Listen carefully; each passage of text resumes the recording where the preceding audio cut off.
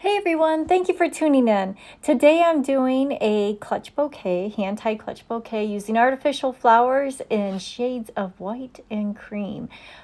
So I had already prepped all my flowers. I have a variety of white garden roses and some cream colored roses along with some artificial baby's breath. And then I have a little bit of Dusty Miller. And then I have these wonderful gold leaves that I'm going to try to work along the bottom just to highlight those cream colored roses too. So putting this together, the white is definitely brighter than the cream color there, and it should be more of the focal flower. However, due to the texture of the cream colored roses, how they're a little bit more defined in their spiral, they have, I guess, just more interest to them. It was a bit of a struggle, so I just kind of worked everything evenly throughout there. I did keep that white rose in the center, but just everything's on the same level. Nobody's trying to outshine the other. Just trying to keep it a good mix in a nice pattern. So I just work in kind of a dome spirally shape. I use the baby's breath a little bit lower to kind of hold my flowers in place. They do have a tendency to kind of spin in your hand and drop down a little bit. As you can see, kind of work to fluff them out.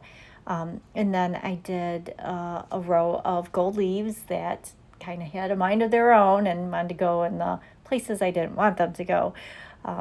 Once I had those in place there, I worked the cream colored roses in between each of the gold leaves.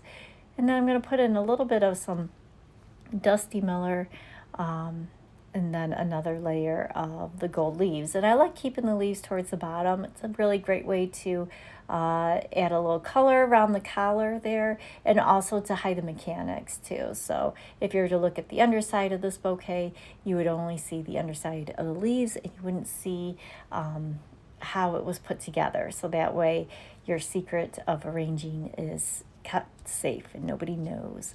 It's also just kind of a neater handle for whoever's carrying it to hold on to. So, and as always, you want to keep the back just as pretty as the front. So I'm constantly spinning around this bouquet, trying to make everything look nice from all angles. You can make it a little bit more directional, just depending on how you want to arrange the flowers. So I just did a traditional roundy moundy kind of dome shape, evenly dispersed around. Once I have everything together, I'm going to take a chenille stem and I'm going to pull it nice and tight. I like to add a couple of chenille stems, but for the sake of television here, I only did one.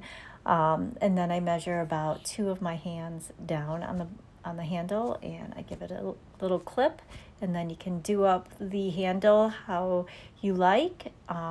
I think I'm going to use a white satin ribbon on the handle, and I'll probably have this on my shop if you want to purchase it. All right. Thank you so much for watching.